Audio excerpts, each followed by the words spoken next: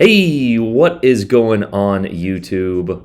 Aaron here. We are back, ladies and gentlemen. I hope you guys are having a fantastic day. We've got a fun one for you here in today's video. We are back in the Alaska, the ship that essentially started my YouTube channel here, but I've been kind of looking at a few of the different videos across the YouTube sphere for Legends, and I haven't really seen much replays or gameplay footage. I've been seeing a lot of videos about the store and different things like that, myself included. So you guys let me know in the comments below if you want to see more highlights, more videos about what ships to buy, what ships to play, etc. Now, of course, we do have Japan Week coming up next week here towards the end of the update, so that will certainly be fun. But in today's video, we're going over how to be a better or elite cruiser player here in World of Warships Legends.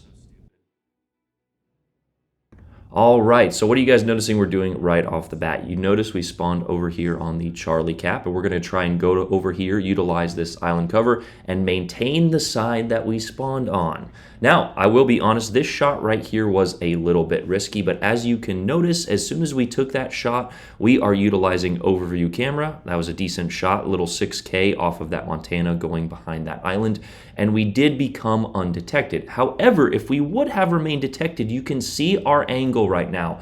We are not simply sailing straight broadside in. We would have angled out and protected us from a massive salvo. This angle right here, while it is not the absolute most angled, we are still a little bit broadside. It allows us to accelerate out while still getting all guns on target. And why would we want all guns on target? Well, that is maximum DPM. And here is a perfect example of that. We take our salvo, we accelerate out. This Montana, while kind of turning in here, only has access to his front guns. And he did get a little chunk on us. The Alaska does have that chunky kind of superstructure and belt. However, it was not a 30K double Citadel massive strike that you see a lot of cruiser players making the mistake of, especially in the opening moments. Survivability, especially in a cruiser. Now, the Alaska is a little bit different. It is, for all intents and purposes, basically a small battleship here at Legendary tier. However, with a lot of the battleships being released at Legendary tier, the Alaska, which was once so strong, is kind of being placed back to that super cruiser, heavy cruiser role. But here again, you will notice another point and tip I want to preach to you guys. The Minnesota is spotted, and while it was not the best shot, he is slightly angled there. We were undetected in taking that salvo, so we took it. We got a few extra points of damage off of him, and now we are moving out here to the flank. You can see that a lot or a majority of our team is positioned in the central caps here. So what are we doing? We are gaining a flank. We are not going all the way around this island though, and we are actually taking kind of another cheeky little salvo on that Montana. Anytime you can take those salvos when ships are going right out of detection or behind an island, you should do so. That is basically 4,000 free damage that we got off of that Montana. And while that is not a lot in the moment, we have done that twice already for about 10K off of that Montana. So any salvo you can take while detected, you should do so. Also, you should think about remaining concealed anytime you can and when the situation calls for it. Now, there is a situation that arises in this game a little bit here further on where our battleships don't necessarily do the best job of staying alive. As you can see that 2 of them are already dead. So as a result, we have to take and tank a brunt of that damage. Now, the Alaska is almost the perfect ship to do so. Maybe the Stalingrad might be a little bit better since there is a lot of superstructure health in the Alaska. However, regardless of what ship you're in, but especially in a cruiser, you never want to be taking multiple different salvos from multiple different angles, so positioning is key. And we actually almost put ourselves in a bad position here. As you can see, we are being a little aggressive. The enemy was being passive, so we are going to take advantage of that and try to develop the crossfires. Developing crossfires, gaining map positioning, paying attention to the mini-map, and supporting your team with your radar by being near the cap are all signs of an elite cruiser player. Now, you will notice at this point in the game, we don't necessarily have an overall abundance of damage. However, we have put our ship in the right position, and we have basically, with the exception of that first salvo, gotten 35,000 damage for free. Now, I do want to give a little bit of credit to our team. Our destroyer did get the cap. He is now moving in on that Shima, spotting him and forcing him to run away. But speaking of that Shima, we noticed that he was spotted, so we instantly switched to the HE. We targeted him, and we get a few penetrations and an incapacitation on him. But here is that situation that I was talking about. Instead of full-fledged rushing into this situation, I noticed that there is a Des Moines out there. We know there is a Montana. There was also a Conquer spotted back there somewhere, as well as a Shima and a Montana in the middle of the map.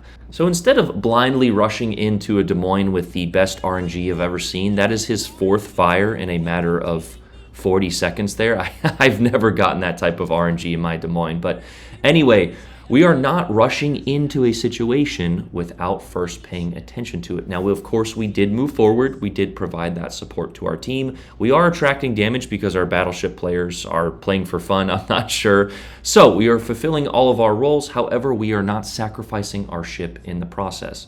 But in that brief amount of time, we did lose a decent chunk of health. Now, a majority of that was fire damage, and as you can see, we can heal a good chunk of that back, so no harm, no foul. But a good rule of thumb, as I've said in multiple different videos, is play your health by ear throughout the game, meaning in the first third of the game, if you sacrifice, the first third of your health, the second third of the game, the second 5 minutes, the second 2/3 of your health, and the third half of the game, if the situation requires, the last and final third of your health. But as you can see, we are entering the second third of the game, and we are now at right about 40,000 damage. So kind of right on target in terms of, it's good that we can break up the fraction of the Alaska's health into 20,000 increments here. But as we just mentioned, a lot of our initial damage there in that engagement was fire damage, and we can heal a good chunk of that back.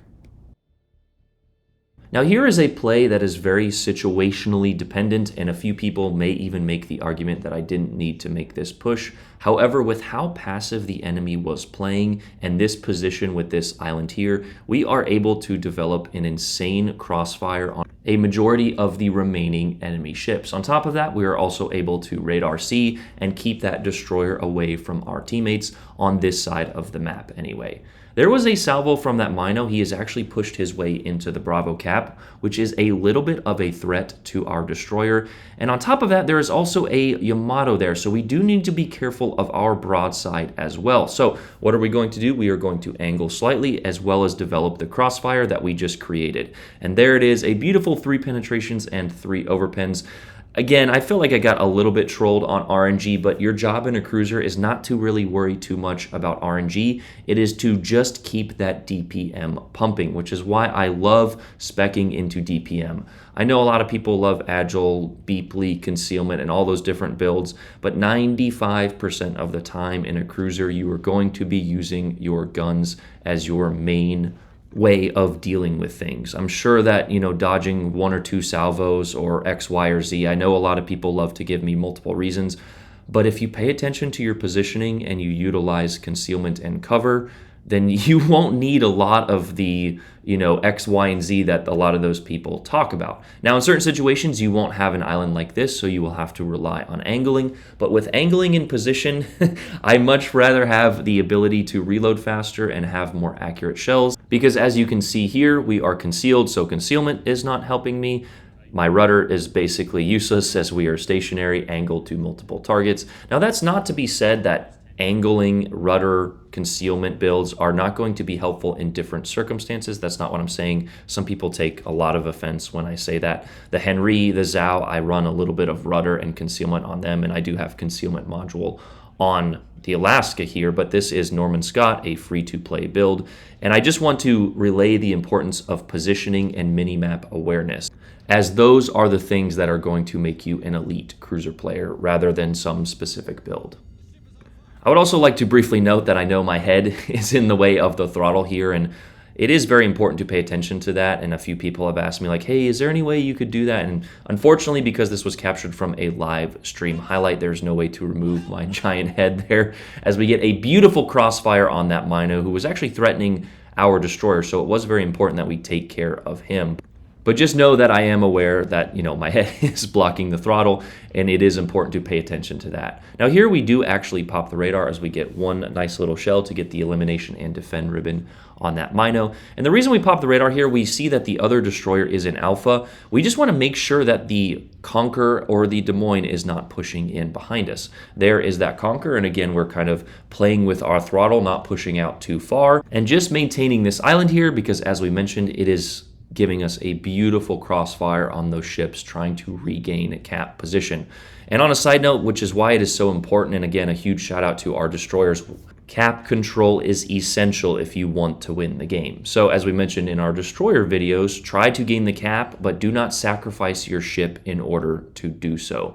But there, this Yamato is pushing around the corner, so we do need to get the elimination on him. A shout out to our friendly Yamato. Although, if you look at the final scoreboard here, he did actually take our Kraken. But with that elimination and the massive point advantage given to us by the caps, we are now able to push out here and basically have a little bit of fun. Now, the correct play, again, is to kind of maintain position on this island and just hold the cap. However, with that elimination on the Des Moines, there is only one ship left. You also notice a lot throughout the game that I utilize overview camera. Now, part of it is just a little OCD, ADHD habit that I have. However, the other part of it is overview camera allows you to maintain your guns on a specific, firing vector while looking at a different part of the map. Now, of course, when there's only one ship left, that does mean no good. However, earlier, this Conquer was behind me. There was a Des Moines as well, so I want to keep my guns trained on the center of the map while also looking to my left and right to see what is going on around me. Information is power, and the more information you have, the more powerful you are, especially as a cruiser player. But here is Mr. Wolfie Gaming, and I think he's just kind of, he's given it up at this point. The game is over. There's not much he can do, so we're going to go ahead and take this finishing shot for kill number 4 and actually get ourselves a high caliber in the process. So a beautiful 160 or so thousand damage. We also got the Dreadnought. I believe a lot of that was from the fires that we got set on. I think we got set on like 5 fires from that Des Moines, but a beautiful 2896, and a huge shout out to Frost on the other side of the map there for getting that cap over there, as well as a few eliminations himself. But a rather perfect game to highlight the emphasis and importance of good cruiser play there, putting the ship in the right spot. Radar wasn't really a factor in this game, but we were close to the C cap and pushed that radar beyond, which would have pushed those destroyers away. We paid attention to the minimap. We got and developed crossfires. We utilized health, and we got a great damage output ourselves. So, of course, I will be doing some more detailed videos, but this was the Alaska with Norman Scott. So a full free-to-play build for you guys. I know you guys enjoy those. But anyway, that's the video. Let me know what you guys thought of this one, if we should do more of it, more in-depth, or if you like the other style of videos. But anyway, love you guys. Have a great day. I'm out. Peace.